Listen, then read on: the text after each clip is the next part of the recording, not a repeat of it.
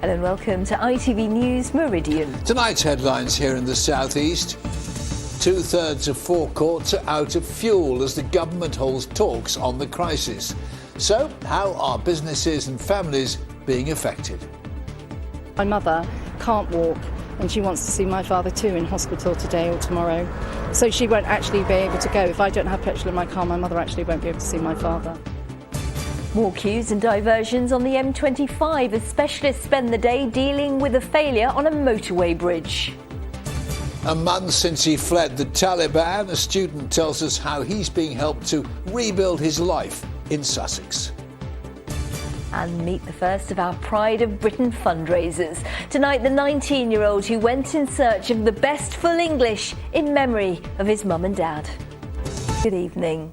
There are continuing calls for drivers to buy fuel responsibly as filling stations struggle to keep up with increased demand. Well, despite the government insisting there is no fuel shortage, there have been long queues at pumps across the southeast with motorists unwilling to risk running out. The Petrol Retailers Association has warned that around 2/3 of its outlets are now out of fuel. Meanwhile, the government says it has no plans to use the army to make deliveries to forecourts. Malcolm Shaw has our report. The Monday morning rush hour, and anyone hoping to swing by the petrol station to top up for the week ahead was out of luck here in Lewes. Both garages were closed, the pumps sealed off. A few miles out of town, this filling station reported demand up by 4 times the normal amount, staff bearing the brunt of drivers' frustration. Verbal abuse mainly towards the staff, and then when a tanker does arrive, trying to get onto the forecourt, verbal abuse towards the driver as well. Sadly, there's a lot of frustration with the queuing on the forecourts, and when our tanker drivers have arrived to deliver the fuel, it's been very difficult for them to get onto the forecourt, so we've been trying to close the forecourt only 5 or 10 minutes early to make room for the tanker arriving. But with the frustration and sometimes anger, it's been very difficult for the staff to be able to do so. This garage at West Malling in Kent apparently tried to ration fuel and prioritise key workers, but it still ran dry. Whoever is to blame for the dwindling supplies, there's real hardship emerging. Teresa Lanny desperately needed petrol to get to hospital to see her father, who's seriously ill. It's imperative that I go and see my father. I just want to be with him, and I will do anything that I can to be with him, and if it means I have to walk to see him, then I will. But that is the ultimate option. But my mother can't walk, and she wants to see my father too in hospital today or tomorrow. And those who depend on their cars for their livelihoods are concerned. Taxi driver Colin Rees has been able to get fuel so far, but he says the uncertainty is the last thing his business needs as it recovers from the pandemic. We're just about back to about 80% back of our customers now, which is good. We just do what we can and get fuel where we can. If I see a garage and I'm half empty, I'll go in and top it up, but I won't queue. Today, the government insisted there's no shortage of fuel, just a limited shortage of tanker drivers. But for those motorists who are running on empty, the distinction doesn't come as much comfort. Malcolm Shaw, ITV News. Live now to our political correspondent Phil Hornby, who's in Brighton for the Labour Party conference. Phil, first of all, what is the government doing to solve this crisis? Well, Sangeeta, there have been talk of them bringing in the army. They're not doing that for now. They're just pleading with motorists to be sensible. A similar message has just come out from the big fuel companies. Esso, BP, Shell, etc. have issued a joint statement basically calling on people to be sensible and saying that the situation should improve over the next few days. And Phil, where you are, Labour's conference, it's a really important week for their leader. Yes, it really is. Keir Starmer's got to stamp his authority on his own party and at the same time send out a message to voters, particularly in the southeast. The Labour leader not in Brighton, in Hove actually, meeting voters. Maybe I'll buy one of those for my speech on Wednesday. Talking about Labour's economic policy. Hove is a rare place somewhere in the southeast that actually has a Labour MP. Where are we going? We're going to Little Jasmine on the right up here. OK, we're in your hands, Pete. Yeah. So what does he want from this conference? I think Keir this week has just got to show some of his character, to show some of his priorities, and speak with real force about where he wants to take the country under his leadership. I think Labour has made a shift in the past few years from being more of a protest movement into something that can really inspire people. Be better off without Jeremy Corbyn? I think so, yeah. That's not a view shared by everyone here. Many members, it seems, especially some of the younger ones, wish Jeremy Corbyn was still in charge. Solidarity, comrades! Solidarity! Fight for socialism! Is it your mission to turn the Labour Party away from Corbynism back towards Blairism? My mission is to turn the Labour Party into a party that absolutely focuses on working people and working families. I mentioned Tony Blair because under Tony Blair you won both seats in Brighton, you won Crawley, you won Thurrock, you won Basildon, you won Dartford, Gravesham, Medway Towns, Dover, Hastings and Rye. You're miles away from that at the moment. Well, that's exactly why I'm spending a lot of time talking across the south, the southeast. We need to persuade people who voted Labour in the past but don't now to vote Labour again. Persuade people who've never voted Labour to vote Labour again. And I grew up in the southeast, so I grew up in a rural area in the southeast. I understand, how working families, think and what their priorities are in the south. The only way to do that is to focus on the things that absolutely matter to them: education, work, health, and security. Is he the man to take you to victory? Is Keir the man to take me to victory? I would say so. I'm convinced by him. I like him. I think he's extremely competent. I think he could do it being a little bit more direct. I think he's not perfect, We need to give people hope. You can see what's happening around us at the moment. There's so much despair in the air. Communities are breaking into pieces. High streets are dead. And people just want revival. We need that reviving fire. And that's what people want to take away from here. Is Starmer the man? Has he got fire in his belly? Well, I don't know. I'm still waiting to see. For Brighton itself and the local economy, the conference is a much-needed shot in the arm. 2 shots in the arm or a negative test are supposed to be needed to get in, although lots of people, including me, weren't checked today, and from now on, not everyone will be. There have been concerns that a mass gathering like this could be a COVID super spreader event. Sir Keir Starmer has promised us the conference is safe. Let's hope he's right. Well, I can assure you ventilation is not a problem up here on the roof of the Brighton Centre. And it was all going so well for Sir Keir Starmer until about half an hour ago when a senior member of his shadow cabinet, Andy MacDonald, resigned, accusing Sir Keir of breaking his promises and presiding over a movement more divided than ever before. And that is not the message that Labour want to send out from here in Brighton. Instead, they want to talk about policies. Today they were talking about the economy. Tomorrow it'll be Home Affairs, law and order and immigration. Be interesting to see what Labour have to say about the problems with the small boats in the Channel. And then on Wednesday, Sir Keir Starmer's big speech. Last year, he made his speech just to a television camera. There was nobody in the room. This year, the crowded hall will be there to listen to him, and he's got to make a big impact. Phil, in blustery Brighton, thank you. In other news, a mother from Hove has been charged with murdering her 10-year-old son who lived with severe physical and mental disabilities. Pembe Mehmet Alio Galari had been living at Eastview Terrace in Sedlescombe with her son Mustafa. In September 2018, he was admitted to hospital where he died 3 days later. A toxicology examination suggests the death was due to administration of non-prescribed medication. The 47-year-old is due to appear at Lewes Crown Court tomorrow. A man arrested in Eastbourne remains in custody in connection with the murder of Sabina Nessa.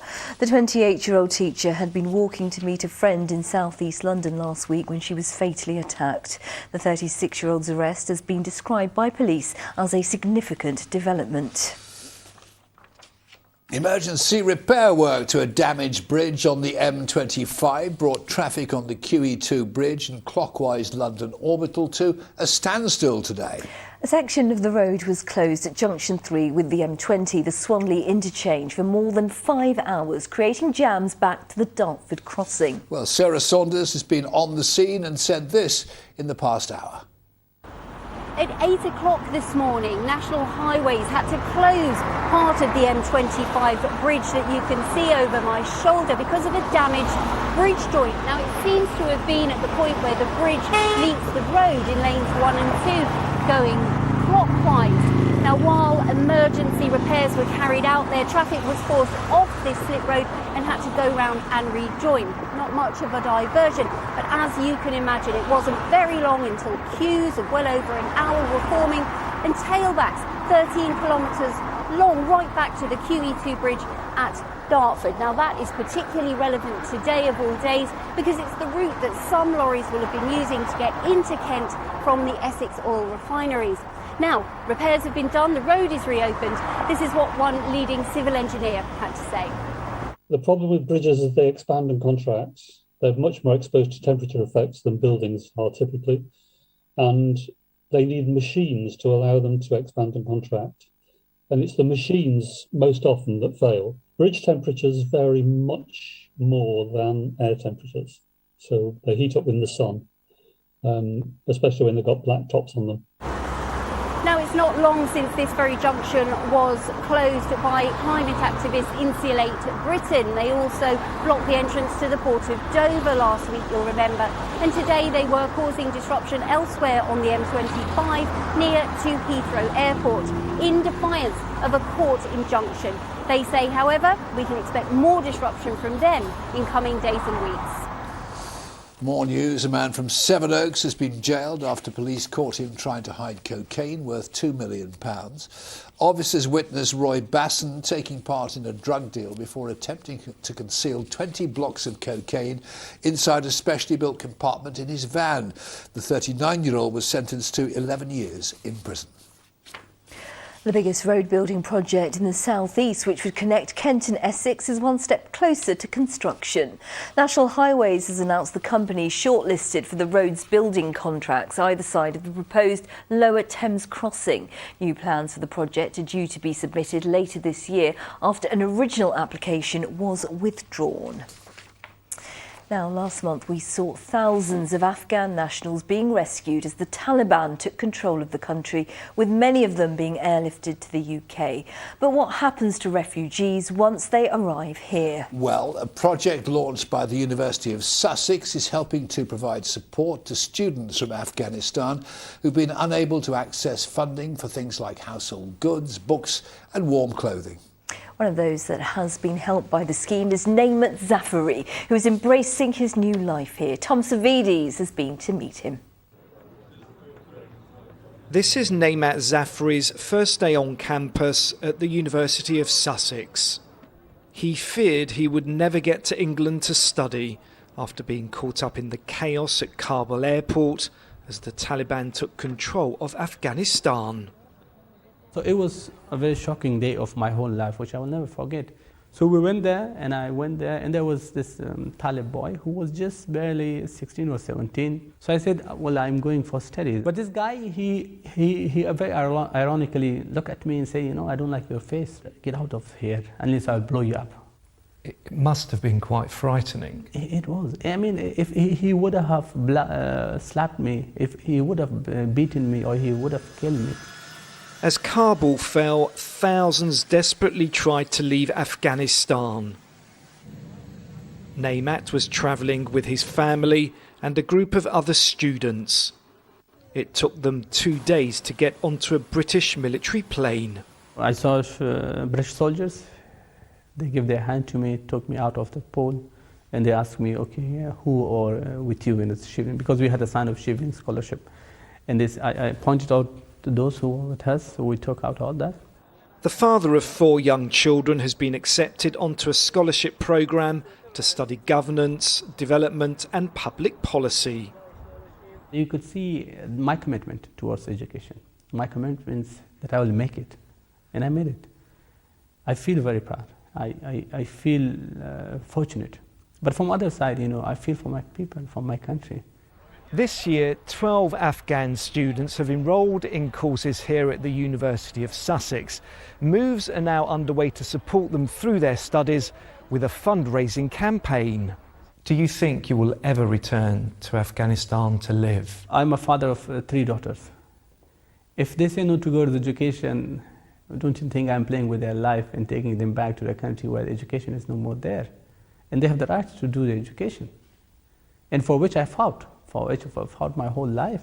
Despite all the odds, Naimat Zafri was able to get to England, for which he will be eternally grateful. Tom Savidas, ITV News, Falmer. And it's 16 minutes past 6 and the ITV Evening News continues here with the national and international news at 6:30 with more Mary Nightingale. Coming up on the programme, the latest on the fuel crisis, as the government says it is not planning to call in the army. Ministers blame people panic buying for shortages, but huge queues and empty forecourts persist across the country. Also ahead, the champion skater whose Olympic nightmare ended in online abuse and self-harm. And why Fulham's players picked out 13-year-old Reece to celebrate with. Do join me for those stories and more at 6:30. Mary, thank you. It's been exactly 2 months since the contraceptive pill became available to buy over the counter for the first time in the UK, meaning women no longer have to see their GP for a prescription. Well, although this landmark change has made the pill more accessible for many women, some experts argue there is still some way to go until all women are able to access contraception as easily. Amrit Birdie can tell us more. The contraceptive pill was first introduced in this country 60 years ago, and yet just 2 months ago it became available to buy without a prescription. The over-the-counter progesterone-only pill, or mini pill, is deemed safe for use by most women. It's a milestone moment in the way women in the UK can access contraception. At this pharmacy in Tunbridge in Kent, they've seen steady interest in the over-the-counter pill. We have had quite a bit of interest from the general public. I've had quite a few interactions with patients who've asked some questions about it. We've had somebody who's kind of moved to the area and has had a little bit of trouble trying to get registered with a GP, and obviously wanted to continue with the medication and made sure there wasn't any break in medication. Obviously that's a case where actually that's perfect for them. Sexual health doctor Nabanita Ghosh says further steps can be taken to ensure women get the contraception they need, such as making other variations of the pill, like the combined pill, which includes estrogen as well as progesterone, available over the counter too. The only thing with the current pill that we are dispensing, it's the progesterone only pill or the mini pill. And a third of women discontinue this pill. Why? Because there's bleeding problems associated with it. So although 2/3 will continue, a third will discontinue because of the bleeding problems. Whereas in future, if we were able to dispense the combined contraceptive pill, this will not happen. And this will make more women able to continue the pill safely and avoid unwanted pregnancy. The fact that you have to pay to access the pill in this way, up to £10 a month, could be alienating some women who can't afford it. If you're looking at a year's supply, that's approximately £120, and in some cases it can be more expensive. So it does improve convenience for many women and makes another site available for access to contraception. But in fact, it's tending to only suit the particular group of women that can afford that. It's still early days, and whether more women will start paying for the convenience of not having to see their doctor to get the pill remains to be seen. Amrit Birdie, ITV News. 3 months ago, we began our search for the ITV Meridian Fundraiser of the Year as part of the Daily Mirror Pride of Britain Awards. Hundreds of you nominated wonderful fundraisers from your communities. And tonight we can reveal the first of our 4 finalists. Yes, we're going to start with Jeremy Daubney from Tunbridge Wells, who cycled across the country in search of the best English breakfast, a man very much after my own heart. Jeremy wanted to give something back to 2 charities that helped him when he lost his parents within 7 months of one another. And he raised 15 times his initial target, and he's 19. Tony Green went to meet him.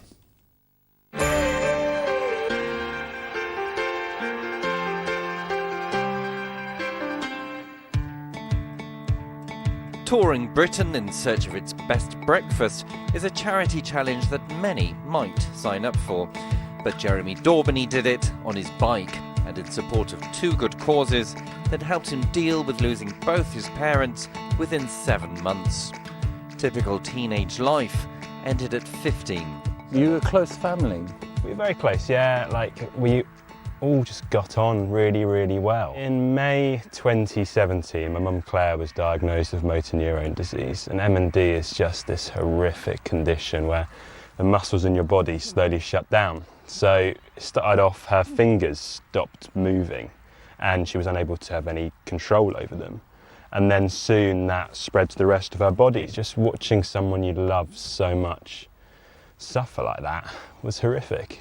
7 months later, his father Giles was diagnosed with a brain tumour and given a year to live. It was horrible. It was watching my parents suffer so much and them do it almost separately, them wanting to be the strong parent for us, but not being able to do that.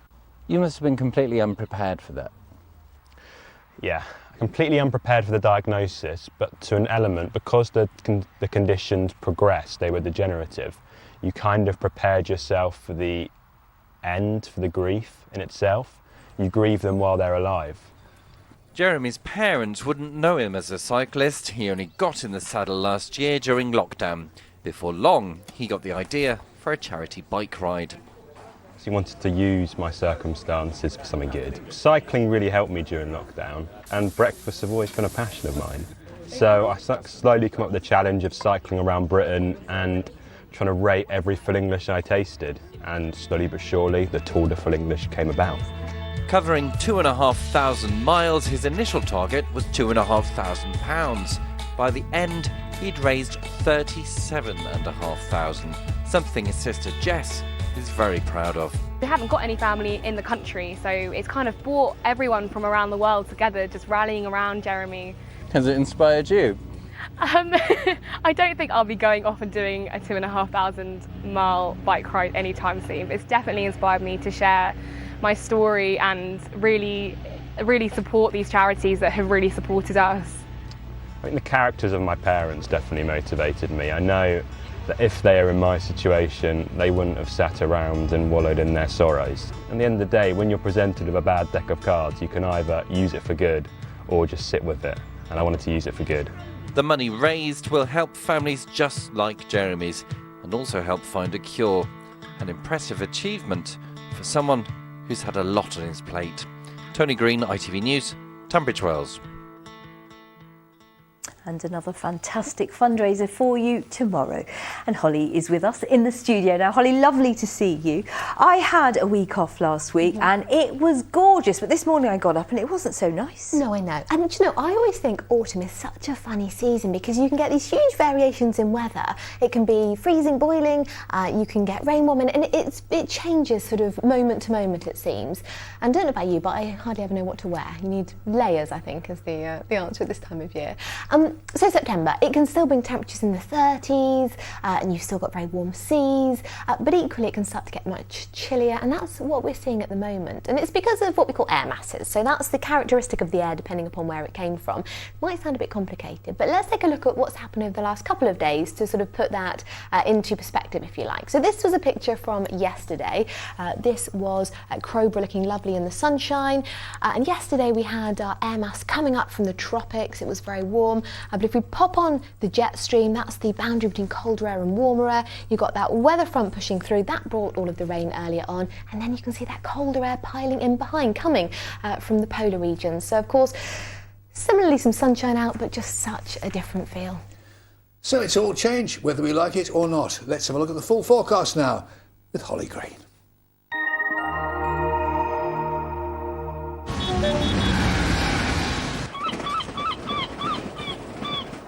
Great Western Railway sponsors the ITV Meridian weather.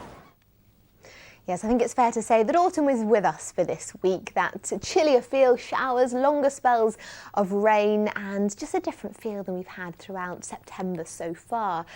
So if we look at the detail this evening, still some showers around. They're mainly forming over the channel, so maybe we'll just push inland on that southwesterly breeze. But for a lot of us, it's a dry night. Chillier than we've had of late though, so temperatures typically in double figures for towns and cities, but lower than that and single numbers out in the countryside. Into tomorrow then, well, it is a showery day. There will be some sunny spells, but these showers, where they do occur, could be heavy and they could potentially be thundery as well, possibly bringing some hail. Gusty winds in and around them, highs 16, 17, 18 on the low side, and of course factor in the wind, and it will just feel that bit chillier as well. And then later on in the day, we've got a more active feature coming through. Look at this. So quite organised, increasing that risk of thunder, lightning, hail, and some strong winds along this as well. Wednesday, and that's your best day of the week. It could start windy, but I do think we'll see some spells of sunshine. But then after that, further weather fronts push in and those winds pick up as well. Take care. Great Western Railway sponsors the ITV Meridian weather.